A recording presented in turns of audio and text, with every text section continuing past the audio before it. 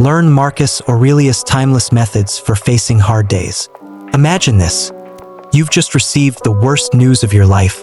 Maybe it's the loss of a loved one, the collapse of a dream, or the betrayal of someone you trusted deeply.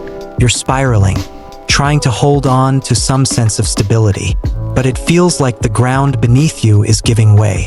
Now, here's the question I want you to ask yourself. What if the way out of this chaos isn't out there, but within you? Today, we're diving into the wisdom of Marcus Aurelius, a Roman emperor who faced unimaginable pressure and suffering but left behind a treasure trove of insights on how to endure, thrive, and even find peace amidst life's hardest moments. By the end of this journey, you'll not only learn his methods but also walk away with tools to turn your toughest days into moments of profound growth and clarity. We begin with the man himself, Marcus Aurelius.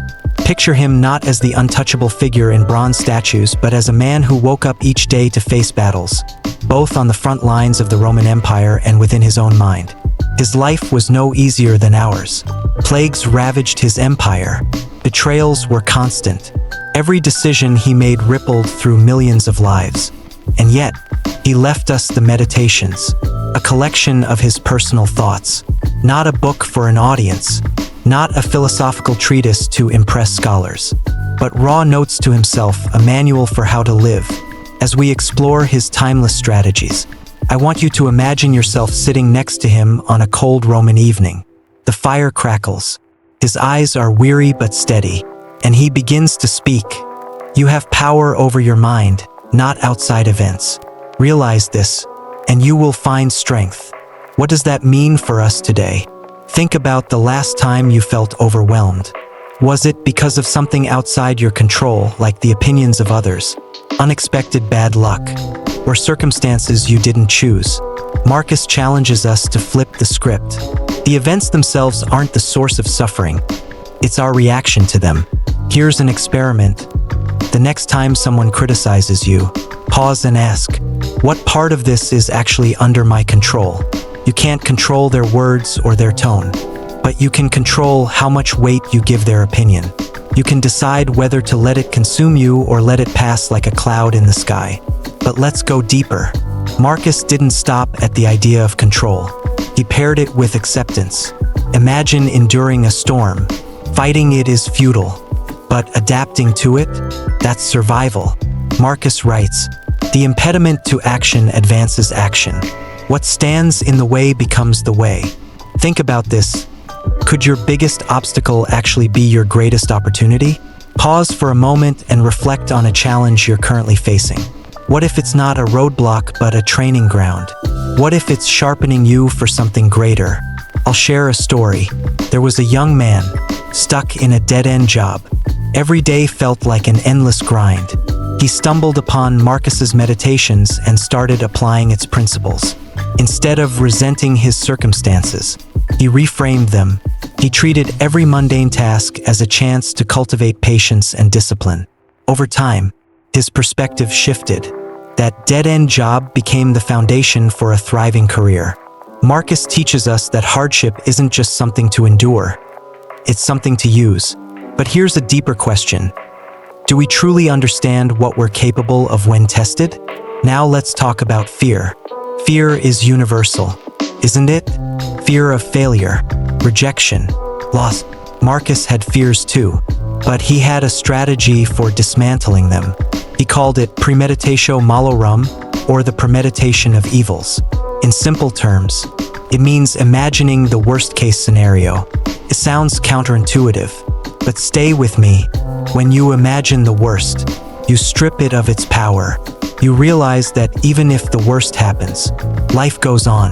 You adapt, you endure, and often, you thrive.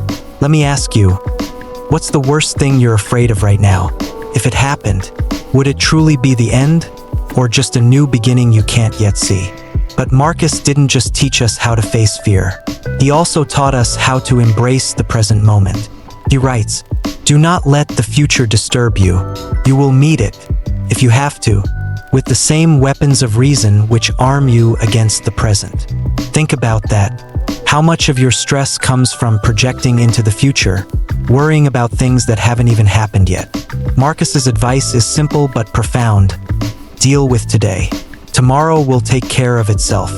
Now, I want to bring this full circle with a challenge for you. Over the next 24 hours, I want you to try living like Marcus Aurelius. Here's how. Write down 3 things that are out of your control and practice letting them go. Identify one obstacle in your life and reframe it as an opportunity. Spend 5 minutes imagining your worst fear and then asking yourself, what would I do if it happened? You don't have to be perfect. Marcus wasn't. But every small step brings you closer to mastering his timeless methods for facing hard days. Let me leave you with this question. If Marcus Aurelius could find strength and peace amidst plagues, wars, and betrayal, what's stopping you from doing the same? The Stoic path to emotional freedom, conquering the inner storm. Imagine this. You've spent the day applying Marcus Aurelius lessons. You've written down what's beyond your control. You've reframed a challenge into an opportunity. You've faced your fears head-on.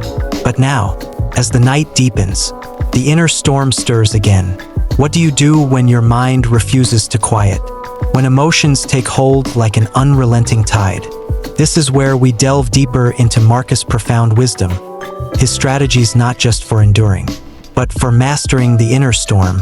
He believed that while the external world can be chaotic, true freedom lies in creating peace within. And the key to this freedom is understanding one thing. Emotions are not your enemy. Ignorance is. Let's start here. What happens when you feel overwhelmed?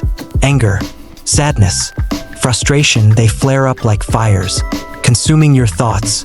Marcus wrote, if you are distressed by anything external, the pain is not due to the thing itself but to your estimate of it. And this you have the power to revoke at any moment. Take a moment to let that sink in. Think back to the last time something upset you deeply. Was it really the event?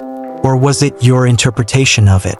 Marcus invites us to become observers of our own minds. Imagine stepping outside yourself for a moment, looking at your thoughts like a curious scientist. What do you see? Are your emotions rooted in truth? Or are they stories you've told yourself? Here's a practice for the next time you feel an emotional storm brewing. Pause and ask, is this as bad as I think it is? And then follow it with, what can I do about it? You see, emotions lose their grip when we strip them of exaggeration and focus on action. But Marcus doesn't stop there. He challenges us to consider this. What if our emotions could be guides rather than adversaries? He believed that anger, for example, could point to our unmet values, and sadness could reveal our attachment to fleeting things. When we listen to our emotions, not as dictators but as messengers, we begin to understand ourselves on a deeper level. Now let's talk about control. Marcus Aurelius' life was a storm of external pressures, wars, political conspiracies, family loss, yet he maintained an unshakable composure. How? Through one of the Stoic pillars, the dichotomy of control. Here's how it works. Everything in life falls into one of 2 categories, what we can control and what we cannot. The Stoic life is about focusing entirely on the former and releasing the latter. Marcus writes, waste no more time arguing about what a good man should be. Be one. Think about that for a moment. How much energy do we waste trying to control the uncontrollable, other people's opinions, outcomes of our efforts, the passing of time?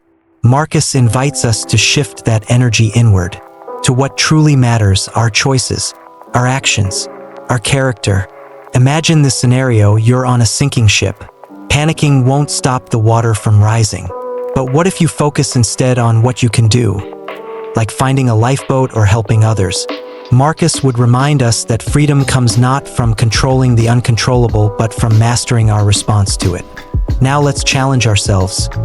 What is one thing you're clinging to right now that's outside your control?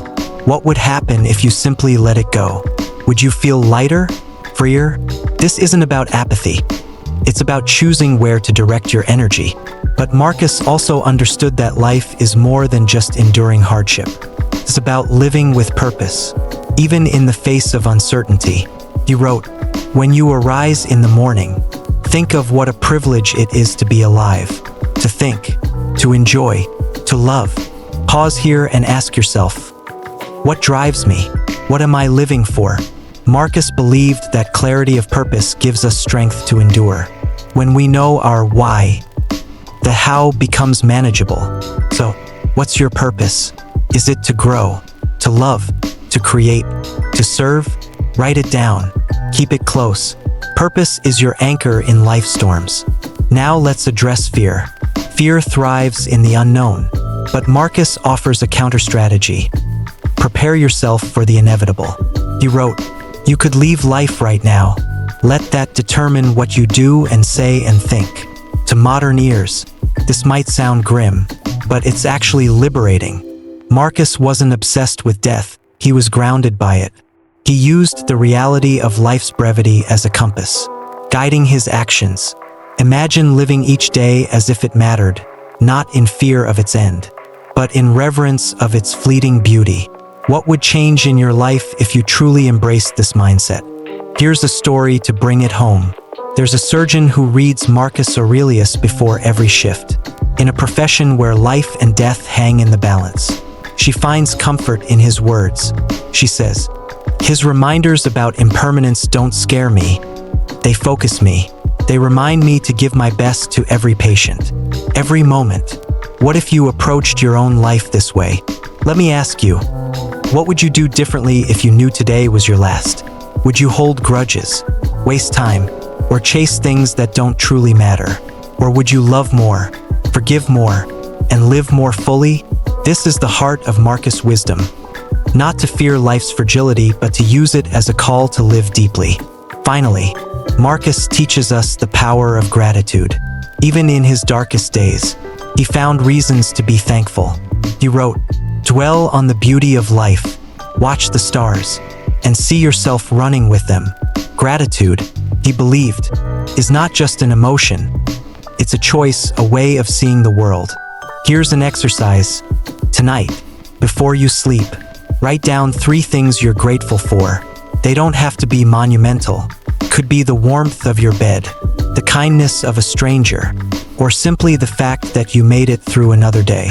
Gratitude doesn't erase hardship, but it shifts your perspective, helping you see the light in the darkness. Let's conclude this part with a question. What if every hardship you face is not a punishment but a gift? An invitation to grow, to learn, to become more than you were yesterday? The final ascent, transforming suffering into strength. Now that we've explored Marcus Aurelius' wisdom on mastering emotions and focusing on what we can control, it's time to ascend to the final, transformative stage of his philosophy. This is where his teachings transcend survival and guide us toward thriving, even in the face of suffering. Marcus believed that life's challenges are not random misfortunes but essential elements of our growth. He wrote, "Just as nature takes every obstacle and turns it to its purpose, a rational being can do the same." Think about that for a moment. What if suffering isn't an interruption but the path itself? Imagine a sculptor chiseling away at marble. The block starts as an unremarkable lump, but with each strike of the chisel, something extraordinary emerges. Marcus would say that our hardships are the sculptor's strikes, shaping us into something greater. Here's the question to ask yourself. When life chisels away at you, are you resisting, or are you allowing it to reveal your true form? One of Marcus' most profound ideas is the concept of universal order, the belief that everything happens for a reason, even if that reason isn't immediately clear to us. He wrote, "Whatever happens to you has been waiting to happen since the beginning of time." First, this idea might feel unsettling. Does it mean we're powerless, mere pawns in some cosmic game? Not at all. It means that instead of fighting life, we align with it. We trust that even our greatest struggles serve a purpose. Let me share a story. There was a man who lost everything in a business collapse. He felt humiliated, broken, and lost. But instead of drowning in despair, he turned to Marcus' writings.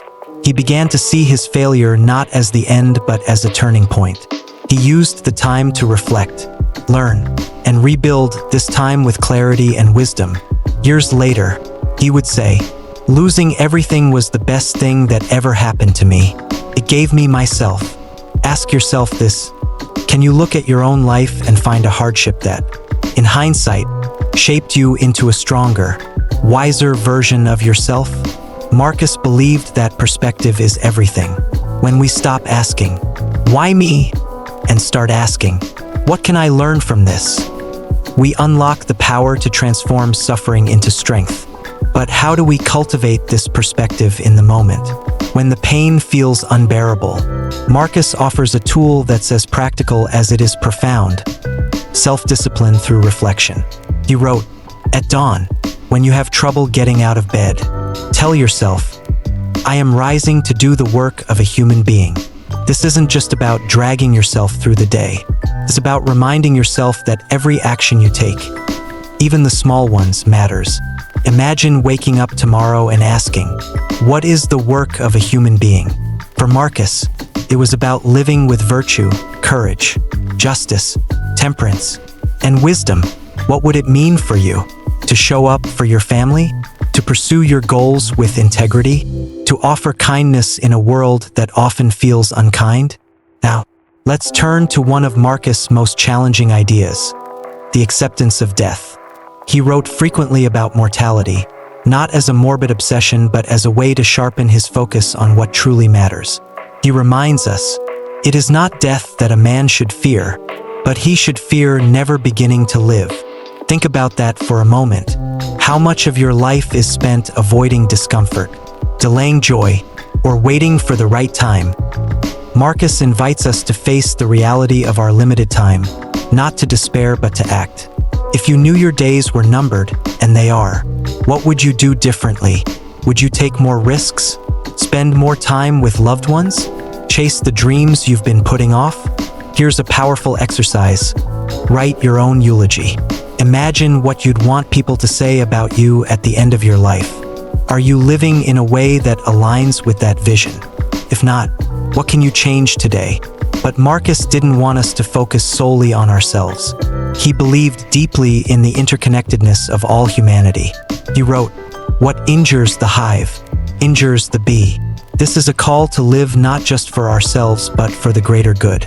Imagine what the world would look like if more of us acted from this principle.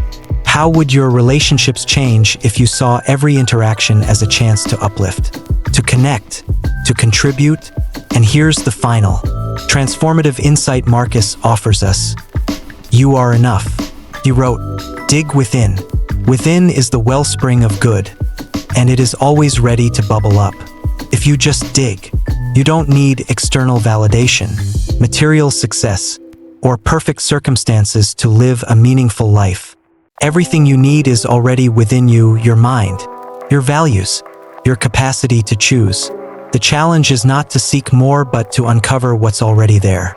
As we bring this journey to a close, let me leave you with one last question. What if today you stopped waiting for life to get easier and started becoming stronger? What if every hard day was not a burden but a gift, a chance to discover the strength, resilience, and wisdom that already lies within you? This is the heart of Marcus Aurelius' timeless methods for facing hard days. It's not about avoiding suffering but embracing it as a teacher. It's about living with courage, clarity, and purpose. And above all, it's about remembering that you have everything you need, not out there, but right here. Take these lessons, not as abstract philosophy, but as practical tools for your own life. And remember, as Marcus would say, the impediment to action advances action. What stands in the way becomes the way.